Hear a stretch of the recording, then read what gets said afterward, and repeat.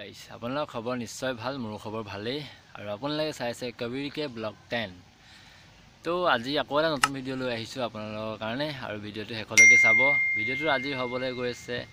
অসমত এতিয়া বৰ্তমান ডিম্পু বৰুৱাক লৈ কন্ট্ৰভাৰ্সি চলি আছে তো সেইকাৰণে আজি ভিডিঅ' এটা শ্বুট কৰিছোঁ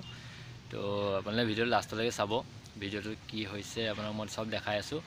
আজি কেইদিনমানৰ আগত ডিম্পু বৰুৱাৰ ঘৰলৈ ল'ৰা এটা গৈছিলে ল'ৰাজন যিহেতু গৈছিলে ল'ৰাজনৰ নাম আছিলে চেনেলৰ নাম আছিলে NI আসাম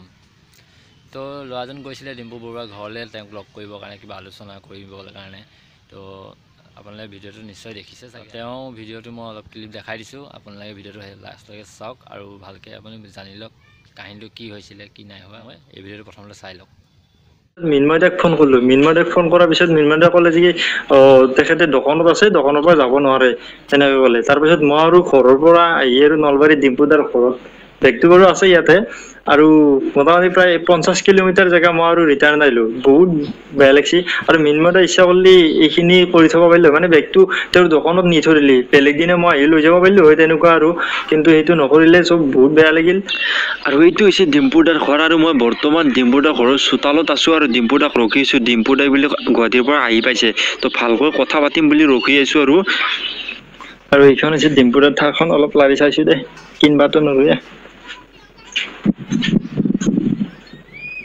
তো গাইজ বৰ্তমান মই ডিম্পু বৰুৱাৰ ঘৰৰ পৰা আহিলোঁ এটা ডাঙৰ কথা হ'ল মানে কি হ'ল মানে মই যেতিয়া বেগটো আনিব গ'লোঁ তেতিয়া মানে ডিম্পুদা আহিলে মানে ডিম্পুদাক লগ পালোঁ আৰু ডিম্পুদাক লগ পোৱাৰ পিছত বহুত বেছি ৰিকুৱেষ্ট কৰিলোঁ মানে তেওঁৰ লগত অলপ মই ক'লোঁ যে আপোনাৰ লগত কাম আছিল মই ৰাতিপুৱাই আহিলোঁ আহি মানে বেগটো এৰি থৈ গ'লোঁ তাৰপিছত আকৌ নিব আহিলোঁ মোটামুটি 50 কিলোমিটাৰ জেগা আকৌ আহিলোঁ কিন্তু আপোনাৰ লগ পাইছোঁ ভালেই হ'ল এতিয়া আপোনাৰ লগত যিখিনি কাম আছিল মানে মই যিহেতু এটা সৰুকৈ চেনেল ষ্টাৰ্ট কৰিছোঁ আপোনাৰ লগত কিছুমান কথা আপোনাৰ পৰা জানিব লগা আছিল বা সুধিব লগা আছিল তেনেকুৱা আৰু এটা ভিডিঅ' কৰাৰ কথা কৈছিলোঁ ডিম্পুদাক কিন্তু কি কৰিলে মোক হাতজোৰ কৰিলে মানে ভিডিঅ' কৰিব মানা কৰিছে তেওঁৰ বোলে একদমেই সময় নাই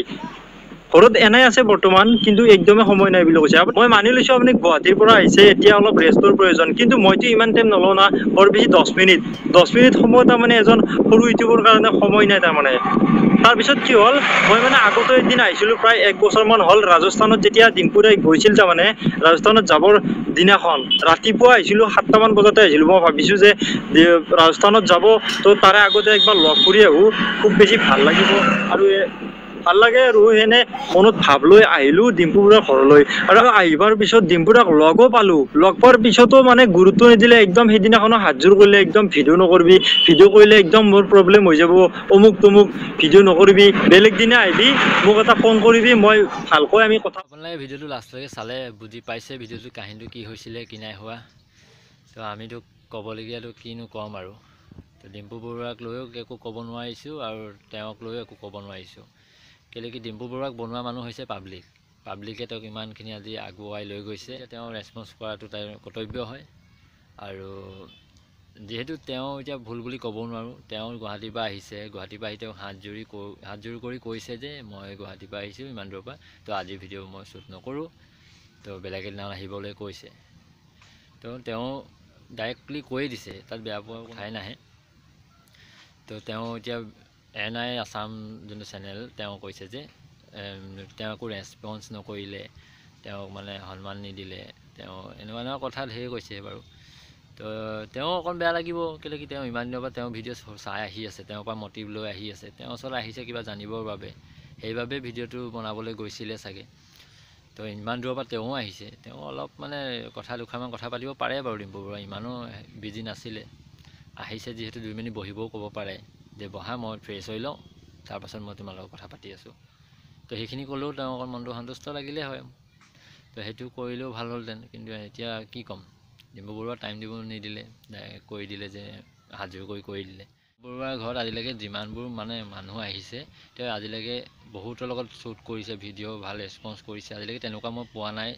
যিহেতু কোনো আজিলৈকে কোৱা নাই যে ডিম্পু বৰুৱাৰ অহংকাৰী হয় তেওঁ ৰেছপন্স নিদিয়ে বুলি এনেকুৱাতো কোনো মই আজিলৈকে শুনাও নাই ফাৰ্ষ্ট টাইম শুনিছোঁ যিহেতু তুমি মানে এই ল'ৰাজনে বনাই দিলে ঘপককৈ ভিডিঅ'টো যে তেওঁ অহংকাৰী হয় আমুক তামুক তো আপোনালোকে কমেণ্ট কৰি জনাব